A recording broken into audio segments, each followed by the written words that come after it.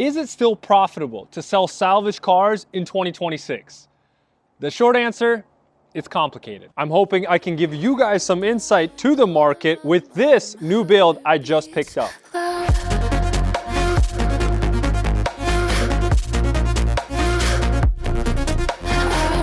I picked up this GT86 for a steal of a deal, but as we started to look into the parts, I quickly realized why this car was totaled so easily. Now from the front end, it's pretty obvious. It's got some damage on the front left corner. We got the bumper, we got the fender, the hood. The hood is aluminum, nice and lightweight. We actually got some goodies in there. We'll get to that in a little bit. But overall, the damage is not bad. There's no suspension damage. There's no airbags deployed. So how did they total this car so easily? I'll give you a hint. I called the dealer for one headlight. They quoted me $1,400 with the dealer discount. $1,400. That's insane. When we open up the hood, we find some pretty nice goodies. We got a Perrin cold air intake. And then if we look down there, we actually have a JDL audio design headers. Not only that, we come around to the back and we got a TRD exhaust on this car. Now, previous owner put on a DRD badge. This is not a TRD. I don't even think they make these in TRD. This is a top of the line model. It's pretty sweet. It's got a short shifter, which is pretty nice. Very nice and notchy. We do have the factory Brembos in the front, but check out these rotors. Oh my gosh. I don't think I've seen rotors this rusted on a car from the auction. It's gonna need all new rotors and pads all around. Gonna get that ordered up right away. We've got some factory Sparco wheels, which is pretty sweet. Sadly, they are curbed, but man, this is a great package. The tires are like brand new. Got the nice 86 logo. This thing looks pretty dang sweet. Let's pull it inside to get a more detailed look. The best part is that it starts right up. No real dash lights. We've got a tire pressure light, and that's it. No check engine lights, no airbag lights. This thing shifts right into gear.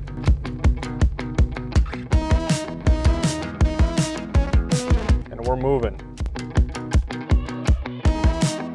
I won this Toyota 86 for dirt cheap. It's a 2020 GT86, top of the line, 72,000 miles, manual transmission, Brembos, all around. Best package you could get. I won it from Copart for $5,800. I mean, that's a steal. So the question is, why was it totaled? I received my answer when I started calling around shops asking for aftermarket fenders and hoods, and they said they have nothing in stock. Just so we're on the same page, currently it is April 2026.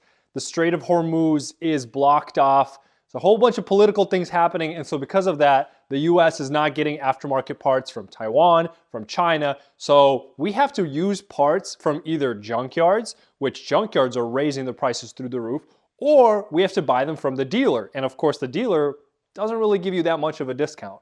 To get an idea, like I said, this headlight from the dealer, $1,400 with my dealership discount. The hood is $500. The fender, $175. Bumper, $350. We haven't even gotten into the little structural things like the front reinforcement bar and all these other little bars that need to be replaced. Now, the radiator condenser is not shot, which, praise the Lord, because that's going to be an easy fix. It just makes it, only cosmetic bodywork, not a big deal. But it does not take much. Once you start totaling it up, you realize, man, this car is not that expensive. It's maybe worth $15,000. But if you can't get parts, you can only buy them from the dealer. Of course, they're going to total it out. The car itself is not expensive. The parts are expensive.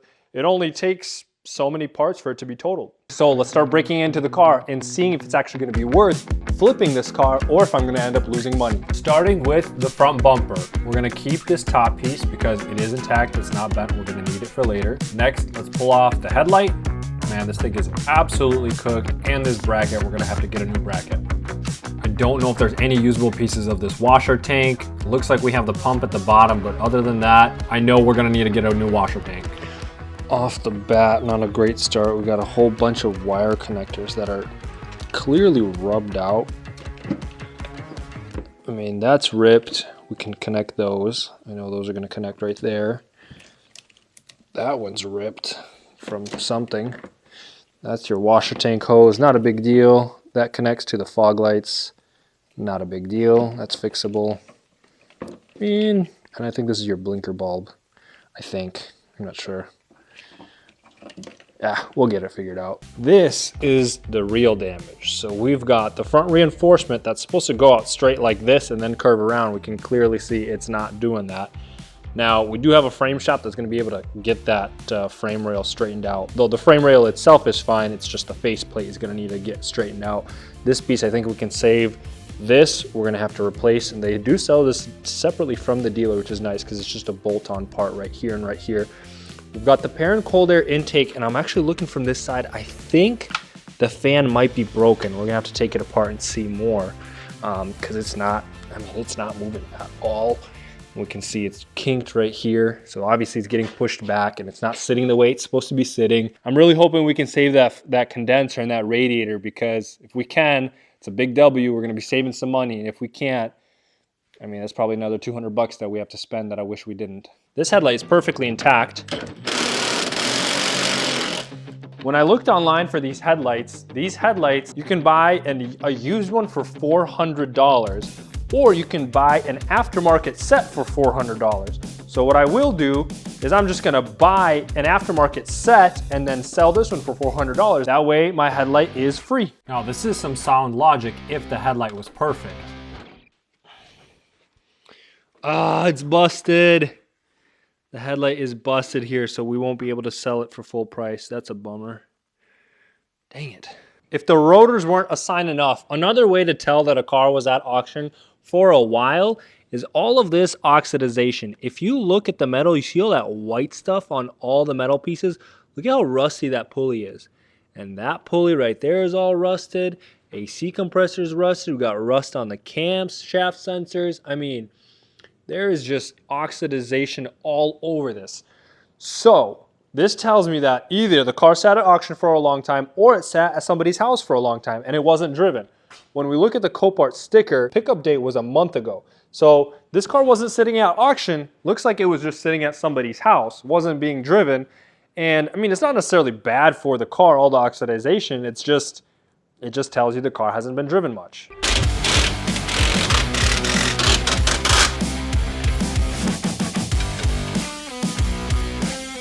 The radiator and the condenser are not shot. And the way we know this is when we look into the coolant reservoir, we can see that there is coolant in the reservoir. And for the AC, we can check by checking the high pressure line. We take a screwdriver and we listen for air. We can hear that air is coming out, so there is Freon in the system. So what we need to do, we've got an AC machine, we're gonna hook it up and pump out all of that old AC. Now, we do this by hooking up the high pressure to the high pressure line. There is the low pressure side. Take the low pressure side and get it hooked up on this side. Recovery, recycle. And we are going to suck out all of the AC out of the system. That way we can save that AC, and once we get all this fixed, we can put the AC back into the car and not waste anything. While the AC is getting pumped out, another thing that we are going to save is the coolant. There it is. Let's actually open up the system. That way the flow, oh shoot! That was not a good idea. So let's put that back in there. We open this guy up. There we go. Now it's gonna flow a lot faster. We can save that coolant, and when we're ready, we can pour the coolant back into the car. Let's disconnect the upper radiator hose and the overflow reservoir. All the AC is pumped out of the car safely, so let's disconnect the AC machine and continue on with the teardown. Since all the Freon is pumped out, we can disconnect the AC lines and they are not going to explode on us. This reinforcement bar is a bit of a challenge because of the way that the metal is bent in certain places. I can't even get my tools in there, so we're gonna have to get creative here. This is one of the parts I actually like about rebuilds, is because you do have to use some creativity to get the car taken apart and put back together. We got the reinforcement bar out just enough where now we can disconnect the lower radiator hose and we can pull out the radiator, condenser, and fan assembly. Haha! There we go. There we go. Check out the carnage. We got everything pulled out that we needed to. We got a good fog light there. The other side of the bumper also has a fog light, which is a W. The reinforcement bar we couldn't take fully off because this bolt here is kind of seized up in there. And actually, I don't even want to pull this thing off completely because I know sometimes the framer wants it on the original way and then he actually pulls it back to where it's supposed to be. I don't know. They know how to do their magic. But now we have a better visual of what we need. If we look at the lower tie bar, it looks pretty good. This little cushion pillow area where the radiator sits is a little bit bent, but I think they can get that fixed. This piece is fine. I think we're gonna need to get this little piece here from the dealer. Obviously for the fender, we're gonna need this upper piece. The middle section is good. The reinforcement bar will come in. Hopefully the framer will be able to fix this piece. If not, we'll have to buy a new one.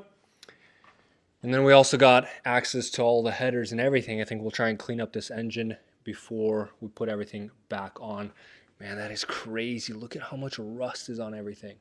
Wild, wild. Another thing I think is kind of funny is that this is a Toyota, but we've got Subaru fenders. VIN stamped to a Toyota. Subaru fenders, Subaru engine.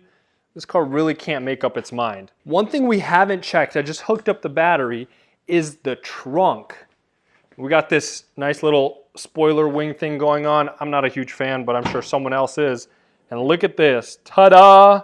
We got a trunk full of stuff. We got floor mats, we got a little plastic piece, more floor mats. Ooh, dude, this thing is like 20 bucks. Oh, it's got gasoline in it too. Man, with the price of gas right now, that's a huge win. Yo, what? We got a subwoofer in here. We got some shoes. We got an air tag. Oh, snap. Might need to turn that off. We got some tools. We got a cowboy belt. Man, that's fire. Look at the shoes. We got Crocs. Yo, what is this? No shot. We got tools? 205-piece set. How do I open this? I don't want to break it. Oh, it's right here. All right. Pull this open right now. There we go. Come on. Free tools. Can't beat that. Got a Stanley. We got a backpack in here. Must have been some kind of high schooler. I don't know what the heck this is. Interesting, interesting. What is this? We got a dealer plate, more floor mats. We got a little purse. I wonder if this was a guy or a girl who drove this car. Probably a guy. We got some free jumper cables. Nice. What is this? Maybe this is another tool set? I don't know why I'm so excited about tools, but hey, free tools. I'll take free tools any day. We got some needle nose pliers. Yo, subwoofer, a Rockford Fosgate subwoofer. I think this is like a 10-inch or maybe even a 12. This guy was bumping. Cool. We got a whole bunch of good stuff, a little bit of trash. Let's go ahead and put the parts in the back. Step one to rebuilding a salvage car is done. We got it all torn apart. We got a parts list written out. Let's order the parts and then start building this thing together. Thank you guys so much for watching this video. Make sure to stick around to see the entire build and see whether or not this car was even worth buying, if I can make some money, and if it's worth still flipping salvage cars in 2026. Thank you guys so much. We'll see you in the next one. Peace.